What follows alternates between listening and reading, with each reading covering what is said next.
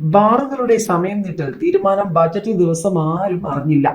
ഇടതുമുന്നണി യോഗത്തിലോ മന്ത്രിസഭാ യോഗത്തിലോ അറിയിക്കാതെ ബാറുകളുടെ പ്രവർത്തന സമയം 2 മണിക്കൂർ വർദ്ധിപ്പിക്കാൻ എക്സൈസ് മന്ത്രി എം.പി. രാജേഷിൽ നിന്നും മുഖ്യമന്ത്രി ഫയൽ വിളിപ്പിച്ചത് ബജറ്റ് ദിവസമായ ജനുവരി 29-ന് വൈകിട്ട് 3:43-നാണ് എം.പി. രാജേഷ് ഫയൽ മുഖ്യമന്ത്രിക്ക് അയച്ചിരിക്കുന്നത്.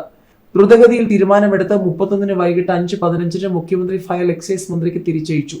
ഫെബ്രുവരി 2-നാണ് മന്ത്രി എം.പി. രാജേഷ് ഫയൽ നികുതി വിഭാഗത്തിന് കൈമാറിയത്. 2025 സെപ്റ്റംബറിൽ തന്നെ ബാർ ഉടമകളുടെ അപേക്ഷയിൽ തീരുമാനമെടുക്കാൻ നികുതി വകുപ്പ് ഫയൽ തുറന്നിരുന്നു. എന്നാൽ എക്സൈസ് വകുപ്പിൽ ഫയൽ നീക്കം മന്ദഗതിയിലായതോടെയാണ് മുഖ്യമന്ത്രി നേരിട്ടിടപെട്ട് ഫയൽ വിളിപ്പിച്ച് തീരുമാനമെടുത്തത്. നിയമസഭാ തെരഞ്ഞെടുപ്പ് പടിവാതിൽക്കൽ നിൽക്കെയാണ് ബാർ ഉടമകളുടെ ദീർഘകാല ആവശ്യം സർക്കാർ സാധിച്ചു കൊടുത്തിരിക്കുന്നത്. അടുത്ത മദ്യനയം ഇറക്കേണ്ടത് പുതിയ സർക്കാരാണ് എന്നിരിക്കെയാണ് നയത്തിന് മുൻപേ ബാറുകൾക്ക് സർക്കാർ ഇളവ് പ്രഖ്യാപിച്ചത്. വിജ്ഞാപനം ചെയ്യപ്പെട്ട ടൂറിസം കേന്ദ്രങ്ങളിൽ മാത്രമായിരുന്നു ഇതുവരെ ബാറുകൾക്ക് 10-12 എന്ന സമയം അനുവദിച്ചിരുന്നത്. വിദേശ മദ്യചട്ടത്തിൽ വരുത്തിയ ഭേദഗതികളോടെ ഇത് എല്ലാ ബാറുകൾക്കും ബാധകമാക്കി. പുതിയ പരിഷ്കാരം അനുസരിച്ച് 5 സ്റ്റാർ ബാറുകളിൽ അധിക ഫീസ് അടച്ചാൽ പുലർച്ചെ 3 വരെ തുറന്ന് പ്രവർത്തിക്കാം.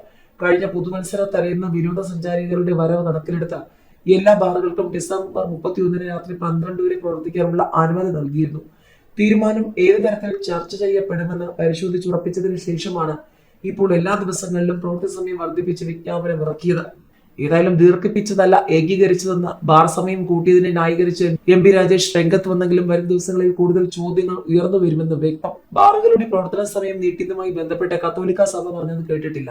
സർക്കാർ ഡീലുകൾ ഉണ്ടാക്കുന്നവരല്ല, മദ്യം വർജിക്കേണ്ടത് കഴിക്കുന്ന ആളുകളാണ്. മദ്യവിരുദ്ധ സമിതികൾ ഊർജിതമായി പ്രവർത്തിക്കണം. ആളുകളെ പിന്തിരിപ്പിക്കുകയും മാനസാന്തരപ്പെടുത്തുകയും ചെയ്യണം. മദ്യപിക്കാൻ പാടില്ല എന്ന് CPM ഭരണഘടനയിൽ തന്നെ പറയുന്നുണ്ട്. മദ്യവർജനമാണ് സർക്കാർ നയം, നിരോധനമല്ല. മദ്യം ലഭിക്കുന്നുണ്ടെങ്കിൽ അത് വേണ്ടെന്ന് വെച്ചാൽ മതി. മദ്യ വ്യവസായം ഈ സർക്കാർ കണ്ടുപിടിച്ചതല്ല. മദ്യം നിരോധിച്ച സംസ്ഥാനങ്ങളുടെ സ്ഥിതി എന്താണ്? മദ്യ നിരോധനം തട്ടിപ്പാണെന്ന് പ്രതിപക്ഷ നേതാവ് തന്നെ പറഞ്ഞു. നിരോധനം എന്നത് ലോകത്ത് എവിടെയെങ്കിലും വിജയിച്ചിട്ടുണ്ടോ? ബാർ സമയം കൂട്ടിയത് കേരളത്തിൽ മാത്രമുള്ള പ്രശ്നമെന്ന നിലയ്ക്ക് അവതരിപ്പിക്കുന്നത് ശരിയല്ല. ബാർ സമയം നീട്ടിയതിനെ സ്വകാര്യ സംഭാഷണങ്ങളിൽ എല്ലാവരും അനുകൂലിക്കുന്നുണ്ട്. ബാർ സമയം കൂട്ടാൻ ഫയൽ തിടുക്കത്തിൽ ഒപ്പിട്ടു എന്ന ആരോപണം ശരിയല്ല.